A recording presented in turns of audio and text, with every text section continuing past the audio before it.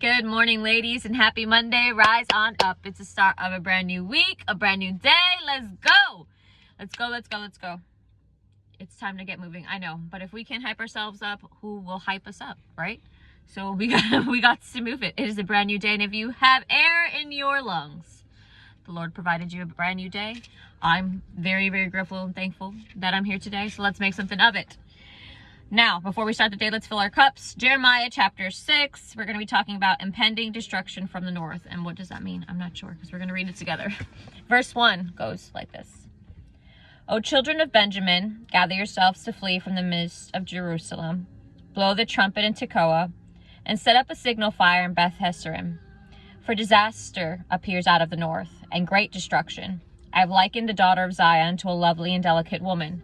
The shepherds with their flock shall come to her. They shall pitch their tents against her all around. Each one shall pasture in his own place. Verse 4, prepare war against her. Arise and let us go up at noon. Woe to us, for the day goes away, for the shadows of the evening are lengthening. Arise and let us go by night, and let us destroy her palaces.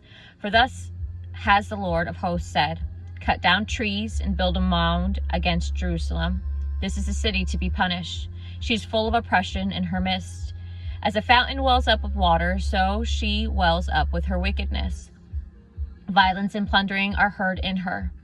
Before my continually are grief and wounds. Be inconstructed, O Jerusalem, lest my soul depart from you, lest I make you desolate, a land not inhabited. Thus says the Lord of hosts, they shall thoroughly glean as a vine of remnant of Israel. As a grape gatherer, put your hand back into the branches. To whom shall I speak and give warning, that they may hear? Indeed, their ear is uncircumcised, and they cannot have heed. Behold, the word of the Lord is a reproach to them. They have no delight in it. Verse 11, therefore I am full of fury in the Lord. I am weary of holding it in. I will pour it out on the children outside, and on the assembly of young men altogether. For even the husband shall be taken with wife, the aged with him who is full of days. And their houses shall be turned over to others. Fields and wives together, for I will stretch out my hand against the inhabitants of the land, says the Lord. Verse 13, because from the least of them even to the greatest of them, everyone is given to covetousness. And from the prophet even to the priest, everyone deals falsely. They have also healed the hurt of my people slightly, saying, peace, peace, when there is no peace. Were they ashamed when they had committed abomination? No, they were not at all ashamed, nor did they know how to blush. Therefore they shall fall among these who fall.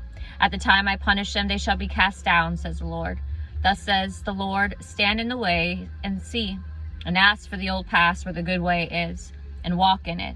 Then you will find rest for your souls. But they said, we will not walk in it. Verse 17, also I set watchmen over you, saying, listen to the sound of the trumpet. But they said, we will not listen. Therefore hear you nations, and know, O congregation, what is among them. Hear, O earth, behold, I will certainly bring calamity on this people, the fruit of their thoughts, because they've not heeded my words nor my law, but rejected it. Verse 20, for what purpose to me comes frankincense from Sheba, and sweet cane from a far country? Your burnt offerings are not acceptable, not your sacrifice is sweet to me. Therefore, thus says the Lord, behold, I will lay stumbling blocks before this people, and the fathers and the sons together shall fall on them. The neighbor and his friend shall perish. Verse 22, thus says the Lord, behold, a people comes from the north country, and a great nation will be raised from the farthest parts of the earth. They will lay hold on bow and spear. They are cruel and have no mercy. Their voice roars like the sea, and they ride on horses as men of war set in array against you, O daughter of Zion. We have heard the report of it. Our hands grow feeble. Anguish has taken a hold of us, and pain as of a woman in labor. Do not go out into the field, nor walk by the way, because of the sword of the enemy. Fear is on every side.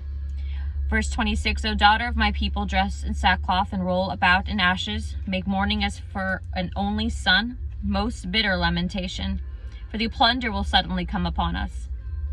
I have set you as an assayer and a fortress among my people, that you may know and test their way. They are all stubborn rebels walking as slanderers. They are bronze and iron. They are all corrupters. The bellows blow fiercely. The lead is consumed by the fire. The smelter refines in vain. for the wicked are not drawn off.